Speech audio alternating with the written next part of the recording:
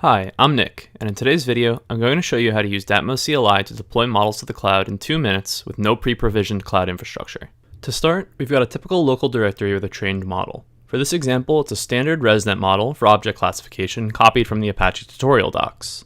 By signing up on Datmo's web portal and providing your cloud credentials, Datmo provides a set of API keys you can use to connect your managed service to the cloud. From here, I'm going to initialize my Datmo project and set up my software environment with the following command. Since our model is built on MXNet, we're going to select that environment and choose other relevant options like language and processing type. I already have an inference function that can accept an image as input and return the predicted classification, so this is what we'll want to deploy. I'll need two things. First is to add proper decorators into my prediction file. After importing the datmo Python package, we instantiate a client and add the decorator above the inference function. The second is creating a datmo configuration file. That'll tell the deployment how to invoke my prediction code. I can copy a simple template from Datmo's docs and fill it in with the values for my model. The service path determines what my endpoint will be. Worker path tells Datmo where to look for the function. The method tells Datmo which decorated function to use. Worker prefetch determines the number of requests the microservice will pull from the queue per batch.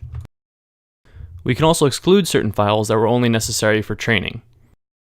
And lastly, I'm adding logging to review output of the API in production. And voila, it's ready to go. We can now deploy from our terminal with a single command.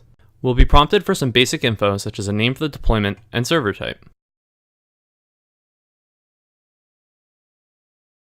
Your model is currently auto-magically being deployed with everything it needs to be reliable and scalable, including an API gateway, load balancers, and authentication, all on your own cloud. You can monitor the system, data, and model performance, all from your Datmo dashboard, and update your deployments as needed.